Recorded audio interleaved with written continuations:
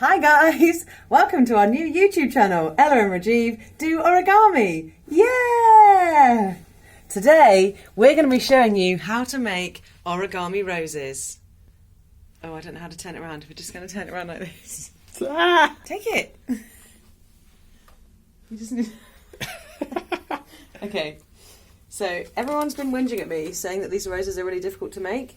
So I just want to show you how actually easy they are to make. Please follow my instructions.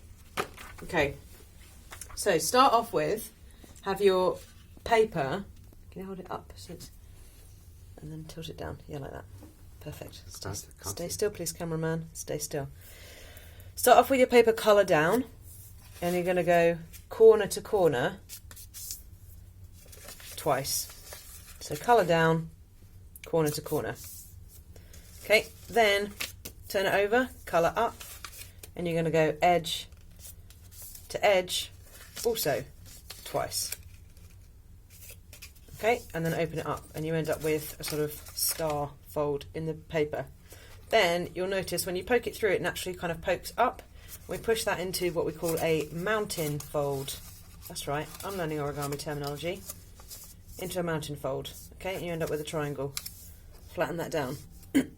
You're then going to take the corner and fold up and crease, and the other corner and fold up to crease, to a stage that I like to refer to as the diamond. Turn it over and you do the same thing. So we've gone from a mountain into a diamond, like so. Okay, then take these corners that are sticking up and fold them downwards into a stage that I like to refer to as the kite. A little bit like a kite. You see what I'm doing there? Turn it over and do the same thing.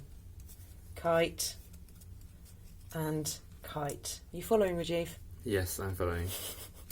A kite. Okay, so here we have our little kite. Now this bit's a little bit tricky because you're going to lift that flap up a little bit and you're digging around inside to open it up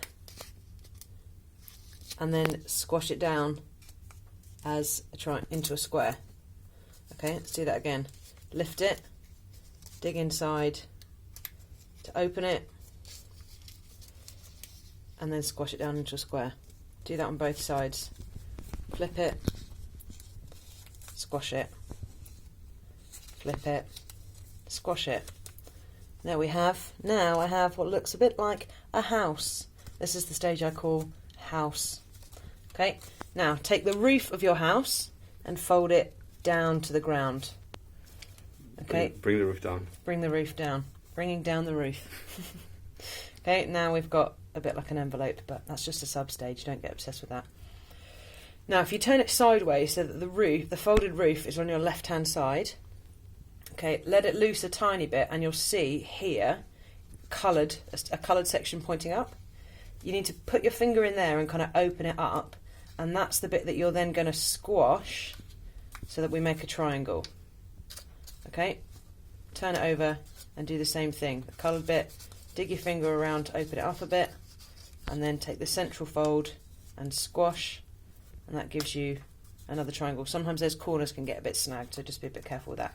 And then you end up with this kind of diamondy, weavy pattern in the bottom. Everybody happy with that? Okay, then turn it over, we're nearly there. Turn it over, and the roof that you've previously folded, you now need to pull up so that it is pointing upwards. Raise the roof. Raise the roof. Okay, and now at the top, I'm just going to try and get this into... No, stay still. We're just going to try and get this... Where's the camera? Into the good angle. Okay, at the top here is a bit that's a bit flappy loose, okay, on the side of the roof. You're going to pull that down and then flatten it out so that it goes sort of sideways. Then rotate your rose 180 degrees and do the same thing. Pull that top bit and fold it down. So now you end up with a sort of star across the top. Okay? Now this part you do not need to be gentle with, and in fact the more rough you are, the better the rose will turn out, because you're going to hold on to the very tip, put it into the palm of your hand, scrunch your hand and twist it clockwise.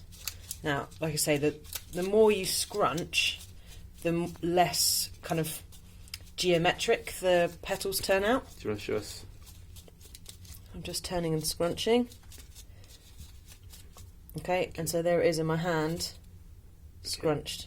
Okay, now at this point, I need a cocktail stick, but I realised I did not bring a cocktail stick with me to London. Did not prepare well for the video. Oh dear, I did not prepare. Hold it still, baby. You're going to make people feel sick. Okay, so with my cocktail stick, what I'm essentially going to do is curl each of these corners over. So I'm going to use my cocktail stick to curl the edges, all 4 of the points, rolling it over your cocktail stick so that you soften up each corner. This is my non-cocktail stick version, but it will look much better with a cocktail stick. Okay, and then give it another little twisty scrunch. Without cocktail sticks, turns out this doesn't actually look that great. You can also do these inside petals. You can get them with a bit of cocktail stick cornering, and that kind of softens the whole effect up as well. And there we have a sort of rose, which would look better if I'd used a cocktail stick. Ta-da! Ta-da! That's how to do it, peeps.